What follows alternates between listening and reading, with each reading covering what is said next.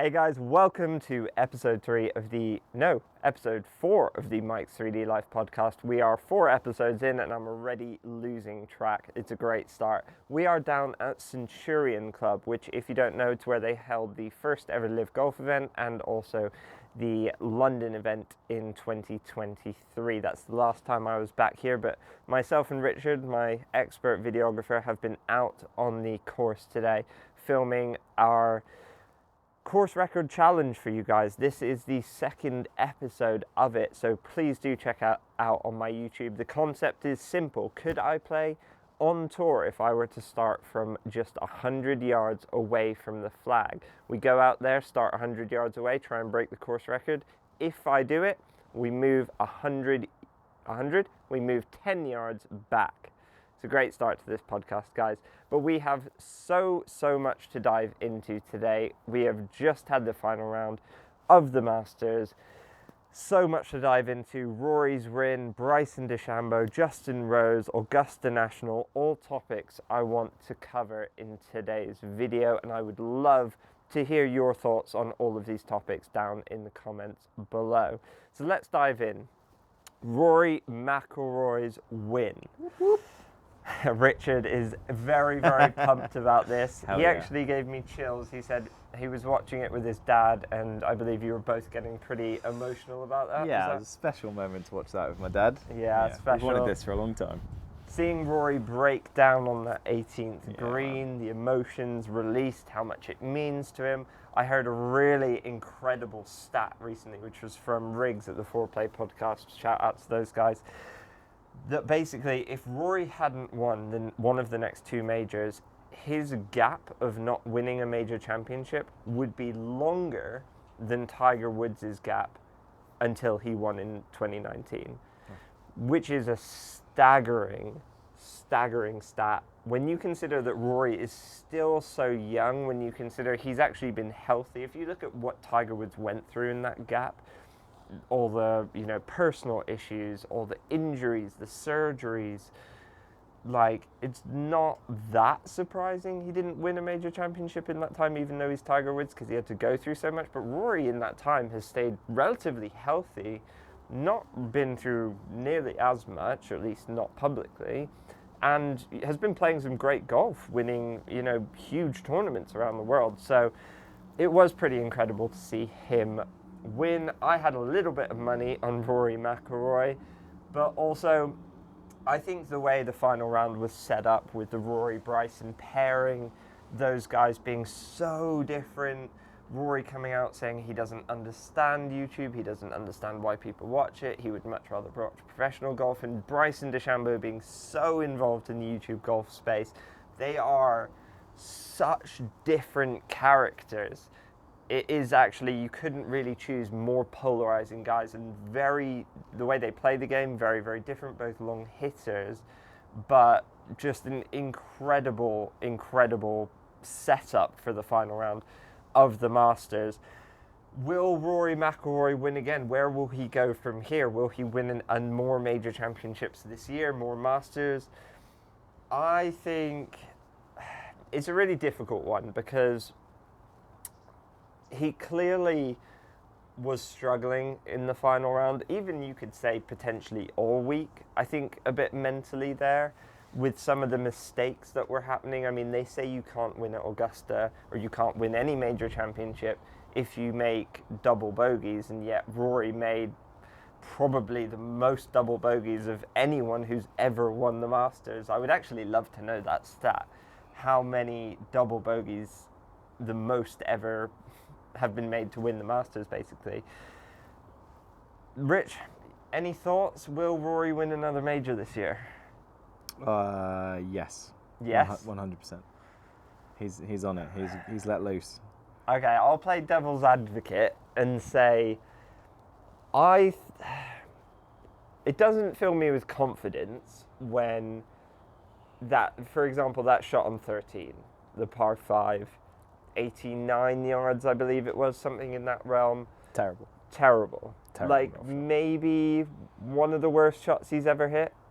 Like, for those of you who don't know, where he should have hit that shot is probably 20 yards left of the flagstick, because there's a huge slope there. If you saw Patrick Reed's wedge shot, literally went 20 yards left of the flagstick, fed down to about 4 feet. Patrick Reed ended up 3-putting from there. But Rory missed it about 10 yards right of the flag. So he missed that 90-yard wedge shot he missed it by about 30 yards in the wrong place.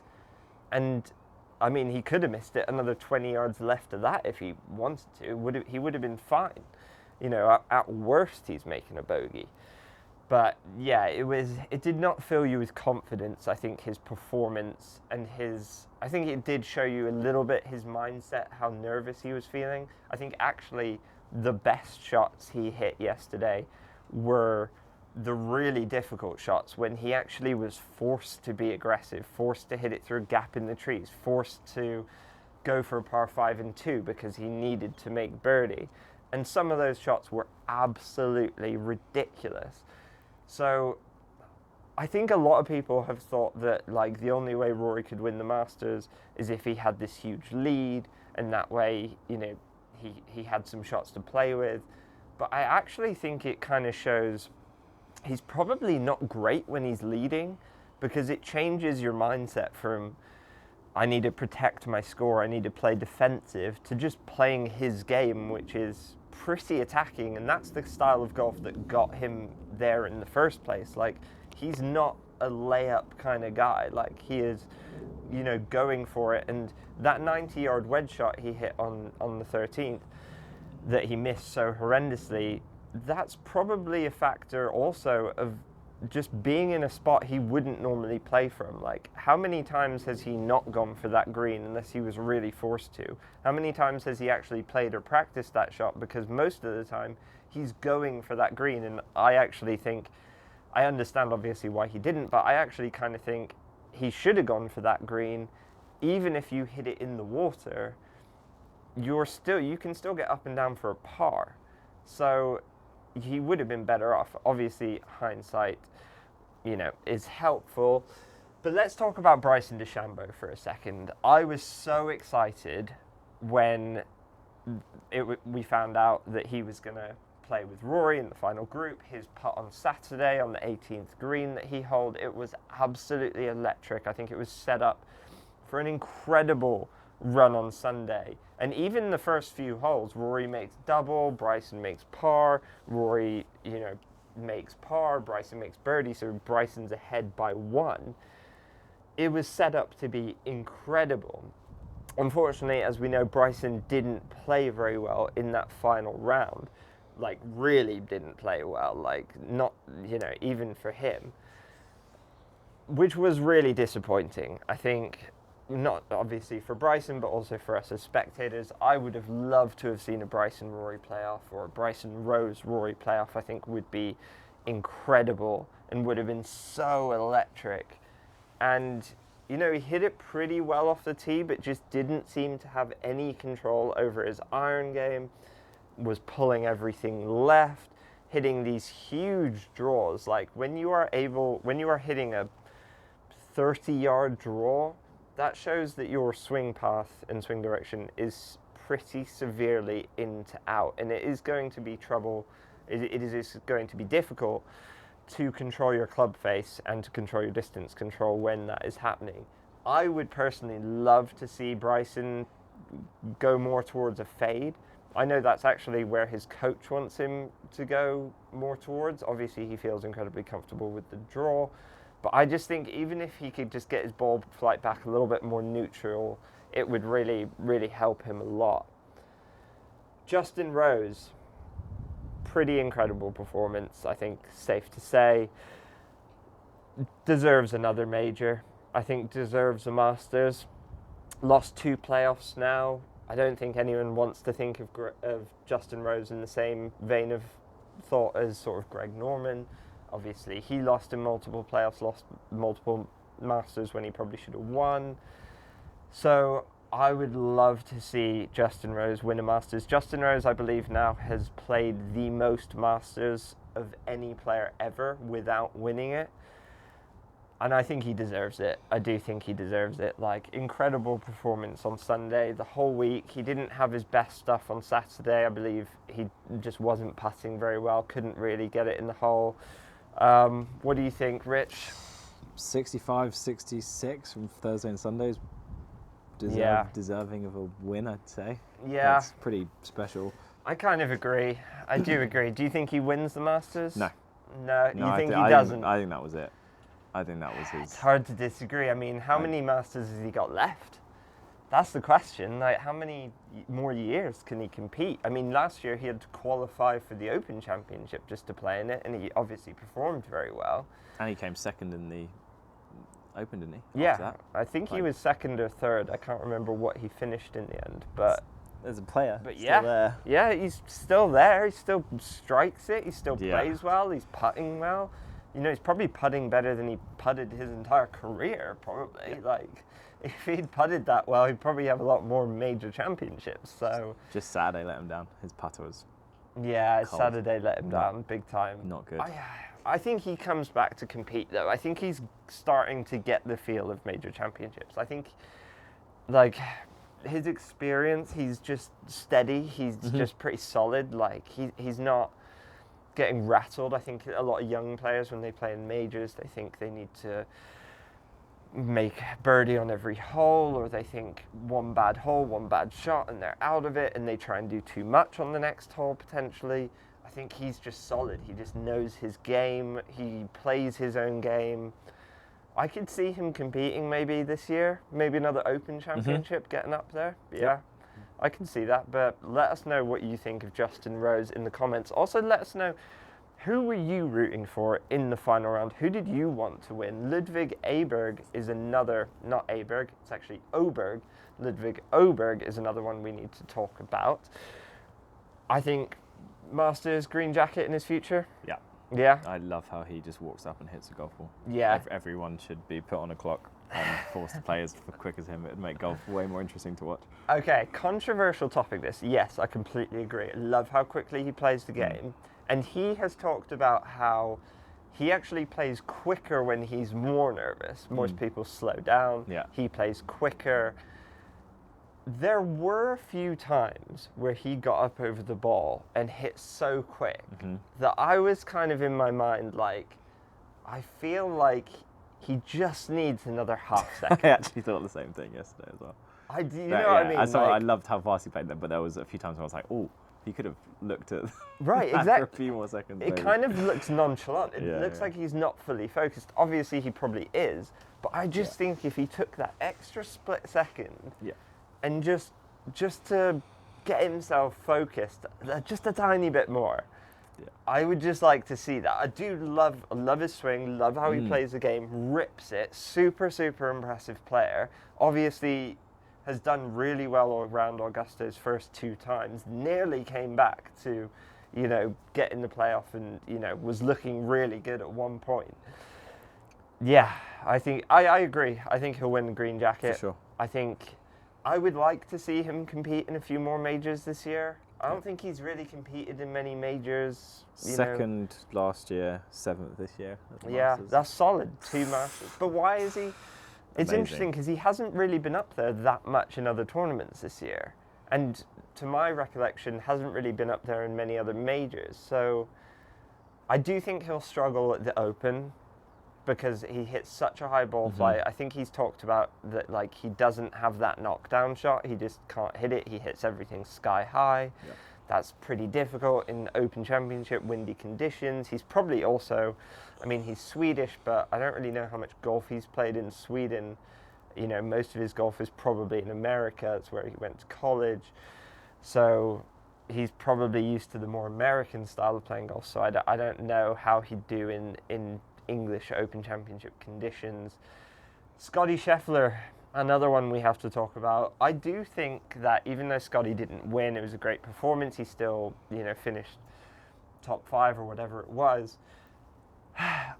I do think that watching Scotty this week shows that he is the best golfer in the world, because even when, like, he didn't have his best stuff, he really didn't. He was struggling. He was visibly frustrated.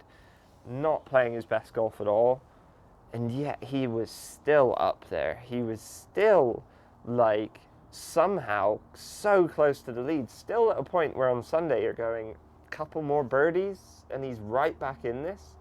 I mean, he was flying up that leaderboard. He really was.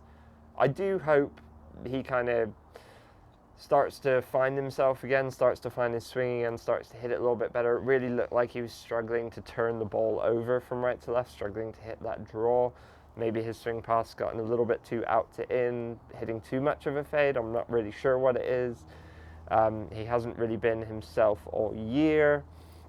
But I'd love to see Scotty back. I think, that would be pretty epic. Scotty, Rory, Bryson, all these guys competing at the highest level of the game is exactly what we as fans want to see.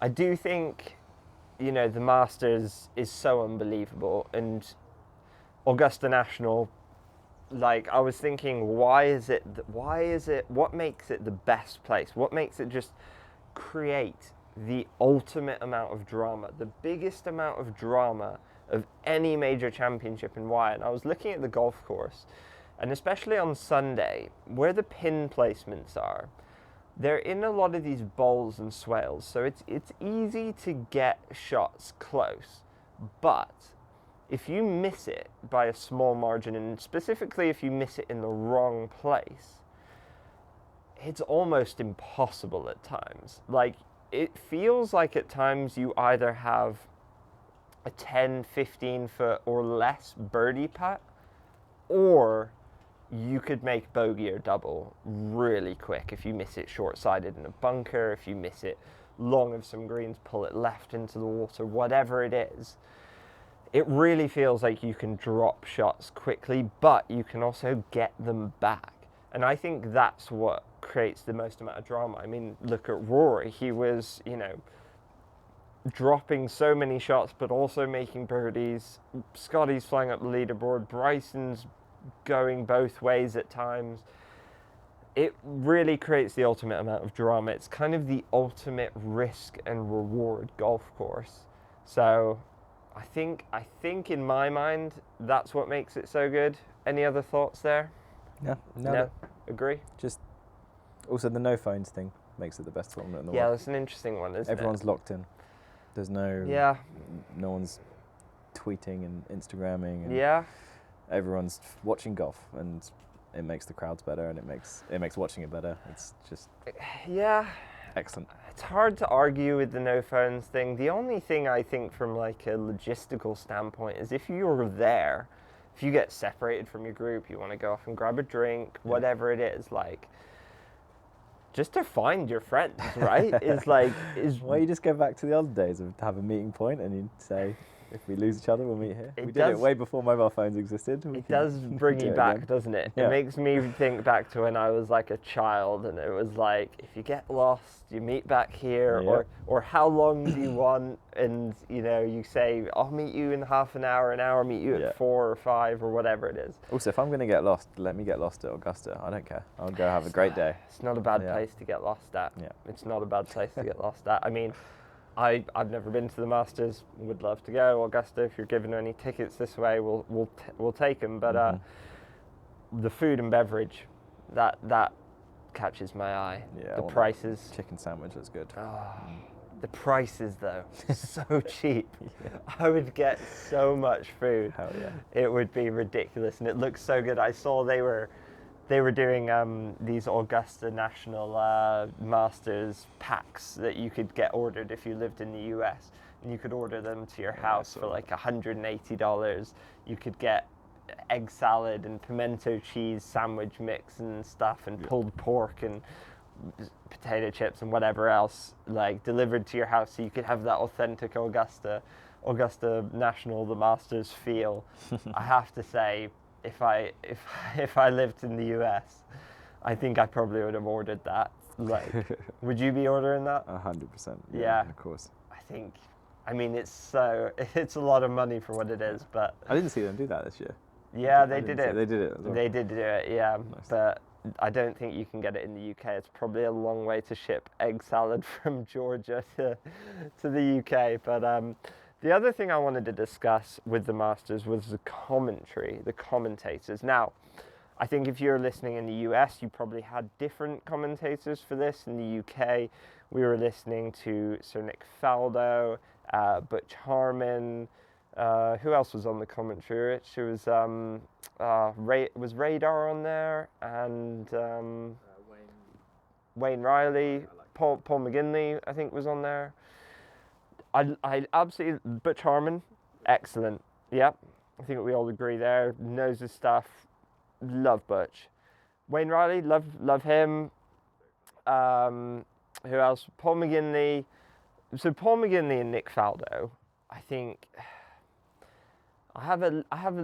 Never, don't know them as people, whatever. But I have a little bit of an issue with some of the things they were saying. I think as a commentator, or if you're in the media, everyone has their bias, but I think you should try and minimize how biased you are, especially as a commentator. I think you should be pretty fair. You should judge the golfer on the shot he's hitting. You don't need to judge him on whatever your opinion is.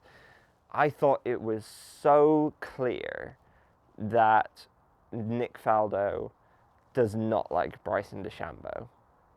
And I thought similarly with Paul McGinley. I didn't think it was as obvious, but I do think he's very, very biased towards the Europeans. Now, obviously, he's going to be biased. He's a winning Ryder Cup captain, and that's fine. I have no issue with that. But when you're a commentator, just judge people on the shot they're hitting. Like Bryson or whoever it was, US player, would hit a good shot, and it was almost like silence, so they didn't want to acknowledge it was a good shot. Whereas like Rory McIlroy would hit an average shot, and it was like really like massive applause, and like he's the best golfer in the world and all of this. And I just think it wasn't fair. At one point on Saturday, Nick Faldo was talking about Bryson was hitting. Bryson hits this punch shot into the 12th hole. Comes up short in the bunker, but tries to hit this like knockdown shot. Don't know what club it was, pitching wedge 9-iron maybe. And then after that, and Nick Faldo calls him and says it was stabby. He's like, oh, that looked real stabby or something along those lines. Then Bryson starts hitting these huge, full shots later on the round with the rest of his holes, and he starts pulling them left, hitting these big draws. And Nick Faldo's having a go at him, saying he can't hit a half shot. He can't hit a half shot, but he has to hit everything fully ripped and needs to learn how to try and hit different shots. And I'm like, you just had a go at him for trying to hit a punch shot. Now he's hitting full shots. You're not happy with that either. Yes, the shots weren't great. I get that. But you're not even acknowledging that he's trying to do the right thing. Like, you could at least say, well, he tried to hit the right shot on 12. It didn't work, but he tried it. Like, there's a difference between doing what you should do and not pulling it off successfully, and then just not doing the right thing. Bryson did try and do the right thing. I just think his swing mechanics, he just didn't have it this week. He just wasn't playing his best golf. But like, I think it's just, it was a bit harsh, I think. I don't think it was fair.